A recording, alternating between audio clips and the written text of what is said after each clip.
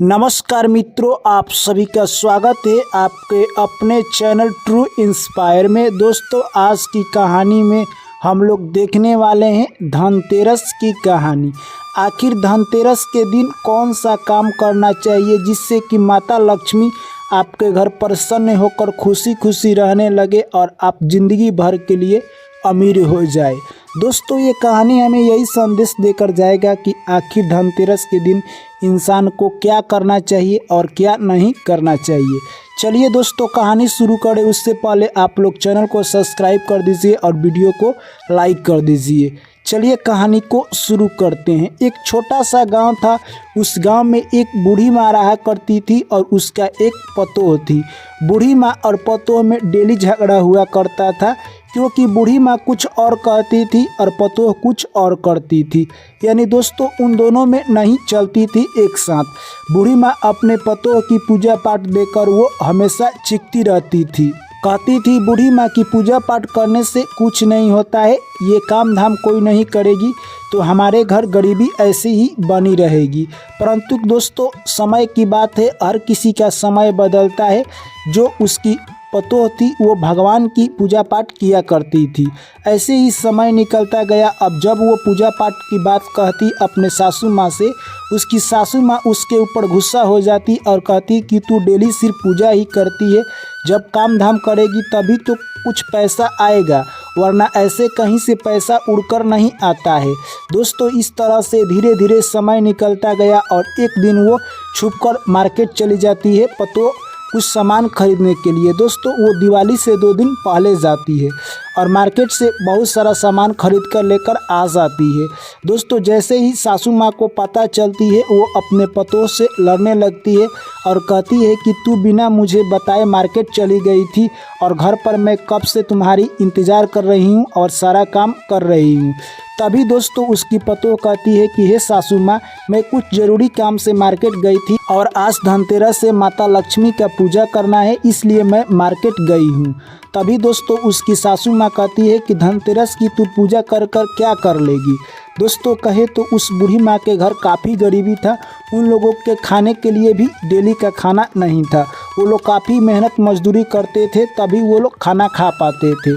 तभी उसकी जो पतोह थी वो काफ़ी तेज़ थी। दोस्तों, उस दिन धनतेरस के मार्केटिंग की थी और अपने घर यानी कहे तो पीतल के लोटा में कुछ सिक्के डाल देती है और माता लक्ष्मी की पूजा करती है, घी का दिया जलाकर और स्नान ध्यान कर कर बहुत अच्छी तरह से माता लक्ष्मी की पूजा करती है और रात भर घी की दिया जलाती है।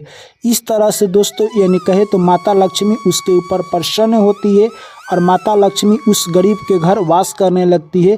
जब से यानी कहे तो उसके घर की सारी दरिद्रता और गरीबी दूर हो जाती है। अब धीरे धीरे उसकी पतोह अमीर होने लगी। यह सब बात जैसे ही बूढ़ी माँ को पता चलता है कि हमारे घर इतना सारा धन कहाँ से आने लगा अचानक, तभी बूढ़ी माँ अपने पतोह से कहती है कि आखिर तुम किसकी पूजा करती हो जिससे कि हमारे घर में इतना सुख समृद्धि होने लगा है और हम लोग आगे बढ़ने लगे हैं। तभी वो पतोह अपने सासू माँ से कहती है कि हे सासू माँ, मैं मार्केट गई थी माता लक्ष्मी का कुछ प्रसाद और पीतल के लोटे खरीद कर लाने के लिए और घी भी खरीद कर लाई। इससे मैंने धनतेरस के दिन माता लक्ष्मी की अच्छी तरह से पूजा पाठ की। धनतेरस के दिन कभी भी घर में मार झगड़ा लड़ाई कलह नहीं करना चाहिए। उससे क्या होता है कि माता लक्ष्मी रूठ जाती है और हमारे घर से चली जाती है। इसलिए कभी भी धनतेरस के दिन मार झगड़ा लड़ाई नहीं करना चाहिए। घर को साफ़ सुथरा कर कर अच्छी तरह से लीप कर माता लक्ष्मी का पूजा करना चाहिए। सारी बात सासू माँ को वो अपनी पतोह बता देती है। दोस्तों, इस तरह से सासू माँ कहती है कि ठीक है, अगली बार हम लोग अच्छी तरह से पूजा पाठ करेंगे धनतेरस के दिन। और वो लोग इंतज़ार करते हैं। अगली बार धनतेरस आता है तो सासू पतोह दोनों बाज़ार जाती है और अच्छी तरह से सारी शॉपिंग करती है, सामान खरीद कर लाती है और माता लक्ष्मी का मूर्ति भी खरीद कर लाती है दोस्तों। और इस बार पहले की तुलना में काफ़ी अच्छी पूजा करती है। घी का दिया जलाकर माता लक्ष्मी को फूल और प्रसाद चढ़ाकर अच्छी तरह से पूजा करती है। इस बार कहे तो दोस्तों उनके घर और सारा खुशियाँ भर जाता है और वो लोग सुखी संपन्न हो जाते हैं। और गांव में यह सब लोग देखकर चौंक जाते हैं कि आखिर इसके घर क्या हुआ है। तो दोस्तों यानी उन दोनों के बीच अब अच्छी तरह से राय भी हो गया और वो अपना जीवन खुशी खुशी व्यतीत करने लगती है वो दोनों। तभी उसका लड़का भी बाहर से आ जाता है और उसका लड़का जैसे ही जानता है कि हमारी पत्नी ने ये सब काम किया है जिससे माता लक्ष्मी प्रसन्न हुई है और हमारे घर इतना सुख शांति हो गया है, तो उसका लड़का भी खुश हो जाता है। तो दोस्तों इस धनतेरस की कहानी से हमें क्या सीख मिलती है कि धनतेरस के दिन इंसान को क्या करना चाहिए और क्या नहीं करना चाहिए। आप धनतेरस के दिन घर की साफ सफाई कर सकते हैं अच्छी तरह से और शाम होते ही माता लक्ष्मी की पूजा करें, घी का दिया जलाए और घर में सुख शांति और प्रेम स्नेह चारों तरफ फैलाए। धनतेरस के दिन दोस्तों कभी भी मार झगड़ा लड़ाई और किसी से कलह नहीं करना चाहिए। धनतेरस के दिन कोई भी वस्तु घर से नहीं बेचना चाहिए। जो भी आपको खरीदना चाहते हैं आप झाड़ू खरीद सकते हैं, बर्तन खरीद सकते हैं, सोना चांदी आप खरीद सकते हैं, आप जो सक्षम हैं वो खरीद सकते हैं।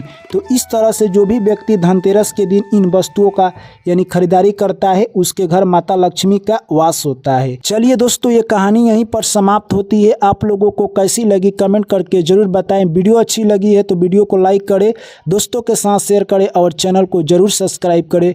आप लोगों से पुनः मुलाकात होगी एक नई कहानी में।